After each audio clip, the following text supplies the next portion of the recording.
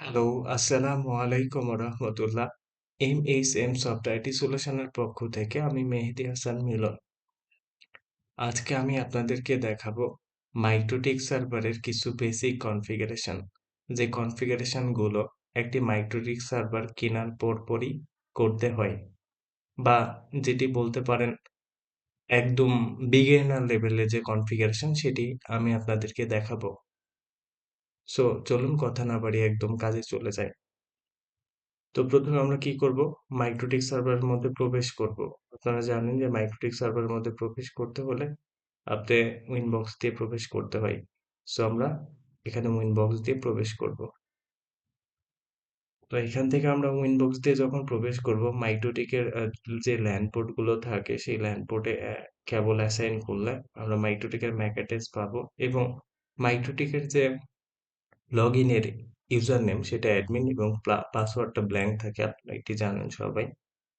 So কানেক্টে click করব। তারপরে আমাদের কি হবে? একটা উইন্ডো আসবে যে আপনি যে মাইক্রোটিকের যে পাসওয়ার্ড ব্ল্যাঙ্ক থাকে সেটা আপনাকে চেঞ্জ করতে বলবে। সো আপনি চাইলে এখান থেকেও করতে পারেন। ওল্ড পাসওয়ার্ডটা কিছুই থাকবে না, যেহেতু পাসওয়ার্ডটা ব্ল্যাঙ্ক থাকে। নিউ পাসওয়ার্ড আপনি দিবেন, তাহলে অ্যাডমিনের যে পাসওয়ার্ড সেটা এখানে তৈরি হবে। সো এখান থেকে আমরা না করে আমরা প্রথমে চলে যাব সিস্টেম থেকে ইউজার। তো এখানে আসার পরে আমরা একটা ইউজার তৈরি করব। সো আমার নামে ইউজার একটা তৈরি করলাম। ধরেন এক্সাম্পল হিসেবে মিলন, আর পারমিশনটা আমরা ফুল দিয়ে দিব। ঠিক আছে? পরবর্তী কোনো এক সময় ভিডিও বানাবো যে ফুল পারমিশন কি, রিড পারমিশন কি, রাইট পারমিশন কি। সো আমরা পারমিশনটা ফুল দিয়ে দিব, পাসওয়ার্ড দিয়ে দিব আমার মতো করে। তাহলে কি হলো? পাসওয়ার্ডটা কি হলো? আমাদের সিকিউর হলো। কি বলতেছে এখানে? Could not add new user, password you don't know match, মানে হচ্ছে আপনার এই পাসওয়ার্ডটা ম্যাচ করতেছে না। ঠিক আছে, আমরা ম্যাচ করে আবার দিব। ওকে, তাহলে কি হলো? আমাদের নতুন একটা ইউজার তৈরি হলো। তাহলে কি হবে? আমরা এটা ডিসেবল করে দেব। তাহলে কি হলো? রাউটারটা সিকিউর হলো। এখন অ্যাডমিন দিয়ে প্রবেশ করা সম্ভব না, যতক্ষণ পর্যন্ত আপনি এই ইউজার নেম পাসওয়ার্ড দিয়ে আপনি প্রবেশ না করছেন। ঠিক আছে? তো তারপরে আমরা কি করব? মাইক্রোটিক সার্ভারের মধ্যে কিছু ডিফল্ট পোর্ট থাকে, আমরা পোর্ট গুলো চেঞ্জ করে দিব, পরিবর্তন করে দিব। তো সেক্ষেত্রে আমরা কি করব? আইপি থেকে সার্ভিসে যাব। দেখবেন এখানে সব পোর্ট গুলা এনেবল আছে এবং ডিফল্ট রূপে রয়েছে। তো আপনার যেগুলো প্রয়োজন নাই, ধরেন আমার এটা প্রয়োজন নাই, এটা প্রয়োজন নাই, এটা প্রয়োজন নাই, এটা এগুলো প্রয়োজন নাই, শুধু উইনবক্সটা প্রয়োজন আছে। সো এগুলো সবগুলো আমরা ডিসেবল করে দেব। দেওয়ার পরে উইনবক্সের যে পোর্ট নাম্বার আছে ডিফল্ট 8291, এইটা আমরা চেঞ্জ করে দিব। আমরা চেঞ্জ করে অন্য একটা দিয়ে দিলাম। তাহলে কি হবে? কেউ যদি মাইক্রোটিক সার্ভারের মধ্যে আইপি দিয়ে প্রবেশ করতে চায়, সে এই পোর্ট নাম্বার ব্যবহার করে আপনাকে প্রবেশ করতে হবে। ক্লিয়ার? আবার যে ডিফল্ট পোর্ট গুলা থাকে, যেমন আমরা সচরাচর ব্যবহার করি ইনবক্স, www, এপিআই, এই পোর্ট গুলো আমরা কি করব? ডিফল্ট রূপ থেকে আমরা চেঞ্জ করে অন্য একটা পোর্টে নিয়ে যাব। তো তারপরে আমরা কি করব? এইখান থেকে মাইক্রোটিক সার্ভারে যে ব্যান্ডউইথ টেস্ট আছে এটা আমরা ডিসেবল করে দিব। কারণ অনেক সময় এটা যখন এনেবল থাকে, আপনার ক্লায়েন্টরা যখন ব্যান্ডউইথ টেস্ট দেয়, তখন মাইক্রোটিক সার্ভারের সিপিইউ অনেক বেড়ে যায়। সার্ভার বন্ধ হয়ে যাওয়ার মতো সমস্যার সৃষ্টি হয়ে থাকে। তো এটা আমরা কি করব? ডিসেবল করে দেব। তো তারপরে আমাদের কি কি করণীয় কাজ আছে? যেমন এইখান থেকে আমরা যদি চাই সার্ভারের মধ্যে ডিএনএস সার্ভার কনফিগারেশন করতে হয় প্রথম অবস্থায়। সো আমরা কি করব? আইপি থেকে ডিএনএস, এখান থেকে আপনারা সবাই জানেন যে গুগলের পাবলিক ডিএনএস হচ্ছে 8.8.8.8, এবং সেকেন্ডারি ডিএনএস হচ্ছে 8.8.4.4।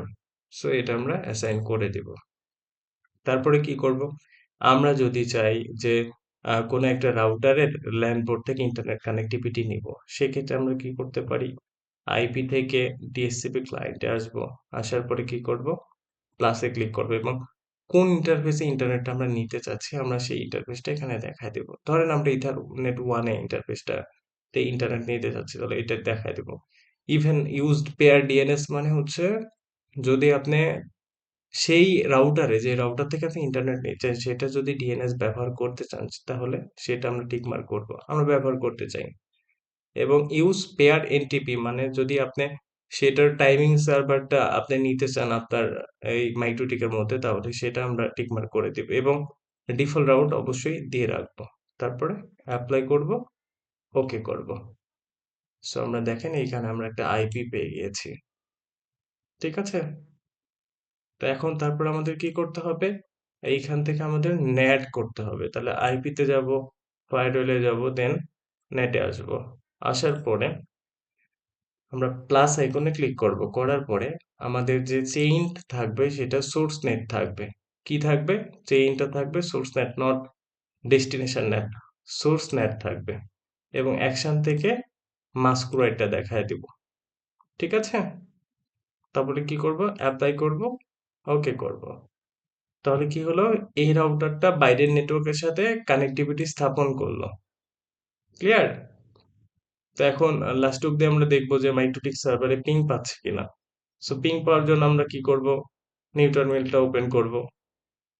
করার পরে দেখেন আমি যে ইউজার নেম পাসওয়ার্ড দিয়েছি সেটা আমি না দিলে কিন্তু নিউ টার্মিনালে কোনো কাজ করতে পারবো না, কারণ অ্যাডমিনের যে পাসওয়ার্ডটা আছে সেটা কিন্তু ডিসেবল করে দিয়েছি। সো আমরা প্রবেশ করব। আমরা ইউজার নেম দিয়েছিলাম মিলন এবং পাসওয়ার্ড দিয়েছিলাম আমাদের মতো করে। তারপরে প্রবেশ করলাম। এখন আমরা কি করব, আমরা পিং টেস্ট করব। সো আমরা পিং একটু টেস্ট করে দেখি যে এখানে ইন্টারনেট আসলো কিনা। আমরা দেখতে পাচ্ছি যে এখানে আমরা ইন্টারনেট পাচ্ছি, পিং পাচ্ছি মানে ইন্টারনেট পাচ্ছি। সেক্ষেত্রে কি হয়েছে, এই রাউটারটার যে হোল যে সিস্টেম আছে সেটা ইন্টারনেটের সাথে কানেক্টেড হয়ে গিয়েছে।